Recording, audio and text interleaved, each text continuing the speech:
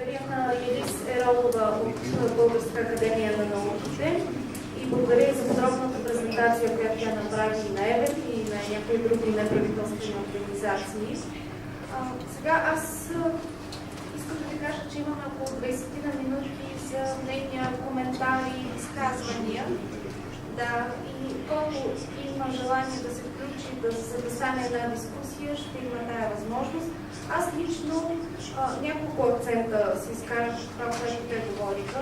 Първо искам да кажа, че много ми харесва тезата на Олег, че трябва да се обединяваме, но трябва да търсим някакви реални начини за обединение и за това да сме повече и по-често заедно. Например, другото, което пак взех от проектите на ЕВЕТ, летни лагери да няма само с Турция, може да има летни лагери на младежи и с различните страни. Тук има представители на около 20 различни страни.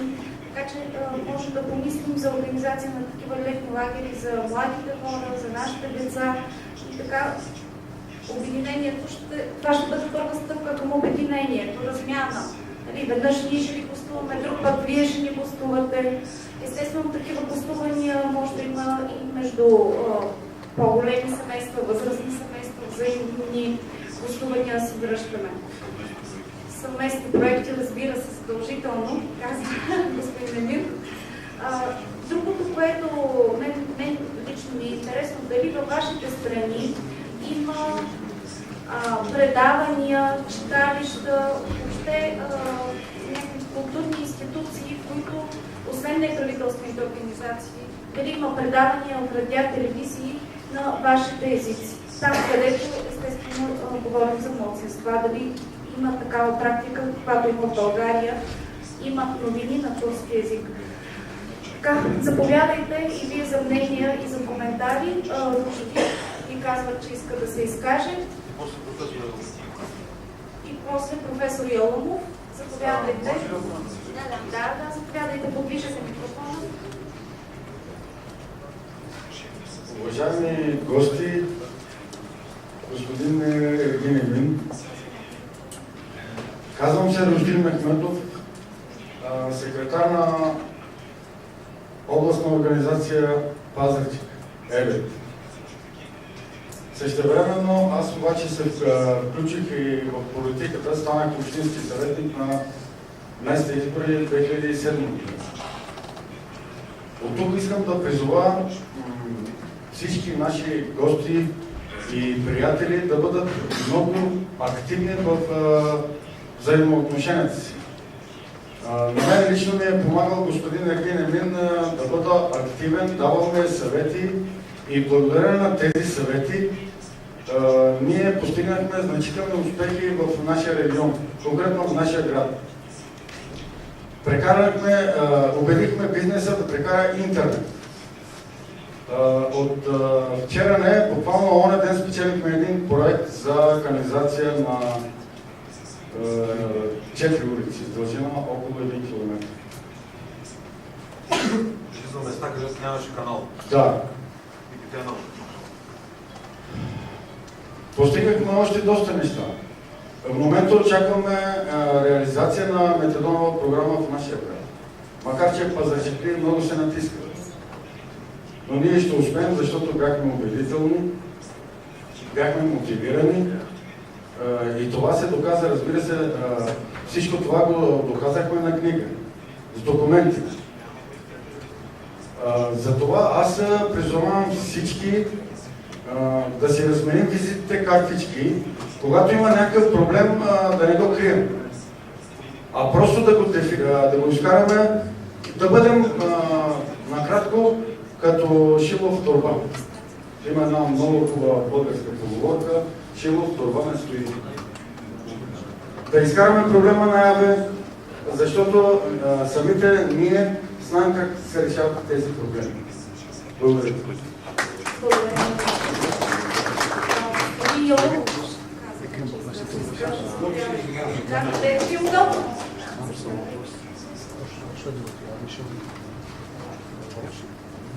Извинявам се, защото ние преподавателите сме свикнали до катедрите да говорим.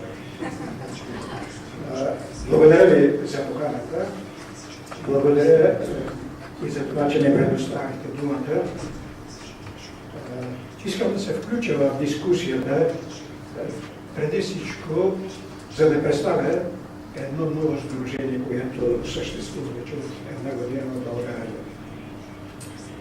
И аз представлявам това сдружение. В началото на тази година сдружението вече придоби официален статут. Казва се Сдружение за културно взаимодействие. Основната философия на нашето сдружение е мултикултуризмът. Тоест, изхождаме от идеята, че основната тенденция не само в нашата страна, но в целия свят е мултикултуризмът. Тоест, признаване съществуването на различни култури и най-важното предоставяне равни възможности за всички култури, независимо от това дали те са големи или, както някой казва, малки култури. Основната ми цел е сдружението да участва, да допринесе за възраждането и развитието на турската култура в България. Тоест, да участваме в възпроизводството на културни ценности в нашата страна. Когато говорим за турската култура в България, ние нямаме претенциите да представляваме цялата турска култура. Нашата цел е да допринесем за развитието на онази култура, която възниква тук на българска почва в резултат на съприкосновение на ислямската култура, на тюркската култура, на турската национална култура и българската култура. Българските социално-икономически и културни фактори, които влияят върху тази култура. В резултат на това, по наша преценка, някъде към 20-те и 30-те години в България се формира една специфична местна турска култура. Господин Йолов, само искам да кажа, че до обяда имаме 10 минути. Молбата ми е наистина дискусия да се получи, а не да правим представяне. Добре. Да ви моля, че да ми Още 2-3 минути. Все пак, ние сме нова организация, за нас не се знае, и аз за вас днес тук научавам лица неща.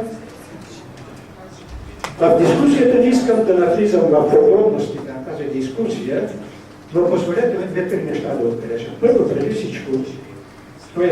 както виждате, нашата насока е малко по-скромна от вашата. Ние не се ангажираме с всичките проблеми на малцинствата, вземаме само културните аспекти. И нашето разбиране, за да има диалог между културите, всички култури трябва да имат възможност за развитие. И накратко казвам, понеже няма време, нашата култура, турската култура в България не може да получи необходимото развитие не само в миналото, и в тези последните 20 години демократично развитие. Основната цел на всички документи, за които вие тук говорите, според моето скромно мнение, е съхраняване и развитие на етническата и културната идентичност на малцинствата. В това отношение ние нямаме ясна визия.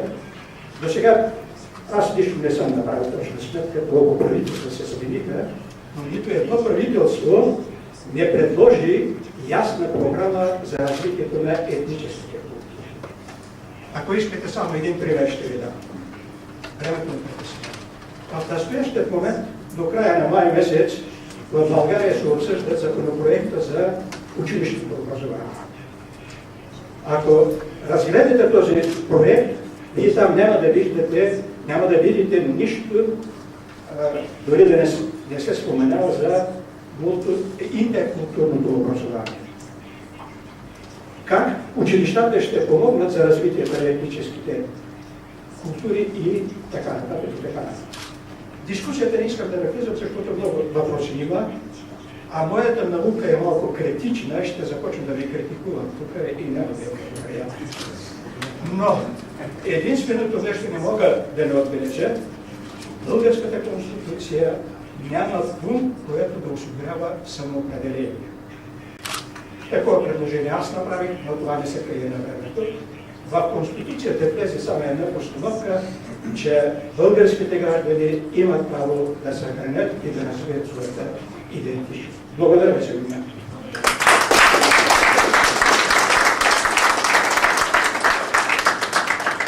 Много благодаря на господин Ялъбов. Много му благодаря. Надявам се да си партнираме и той да ни покане на форум на неговата организация също. С удоволствие ще дойде. Представител от Якутия иска да се изкаже. Заповядайте. Уважаеми Само секунда. Молбата ми е да се представяте, тъй като не се познаваме.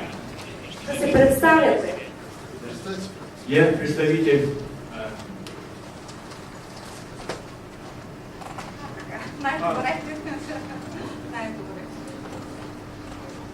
Я являюсь представителем Республики Саха, которая находится в составе Российской Федерации, и очень рад, чтобы мне выпала возможность участвовать на этом конференции на высоком уровне. И мне хочется всех участников, организаторов, особенно господина Винамина, Ефрема Абдуллаева, Рафета Улутурка из культурного центра болгарских турков Турции и всех своих друзей началом плодотворной работы данной конференции. Мне хочется немножко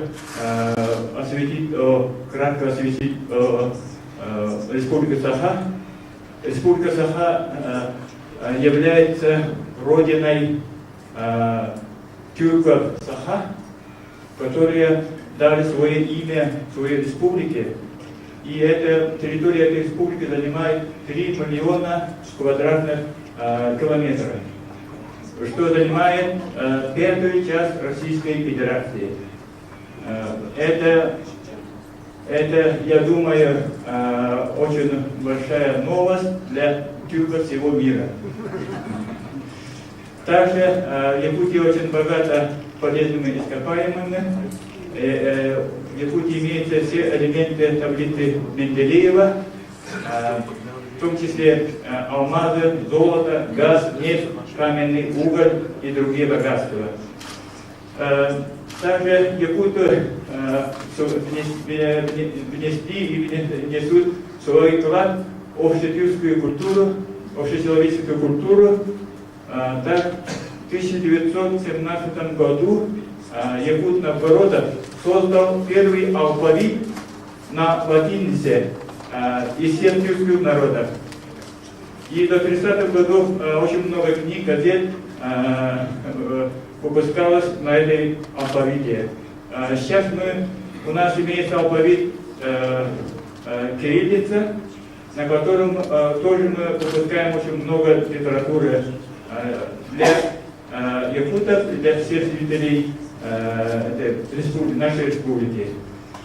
Нам очень интересна вот тема данной конференции, потому что сейчас в нынешнем очень сложном мире права человека и этническая толерантность в Тюркии это первая главная проблема, а для российских тюрков это главное условие выживания и сохранения своей культуры, языка, этнической идентификации. Поэтому нам темы всех докладов очень интересны, и опыт работы неправительственной организации ЭВЭД это для нас мастер-класс. Мы для дальнейшей работы, общественной работы будем использовать опыт работы данной организации. Я хочу, чтобы дальше работа шла плодотворно, мы обменялись мнениями, и дальше, после конца этой конференции, дальше сотрудничали и имели дальнейшие контакты. Благодарю за внимание.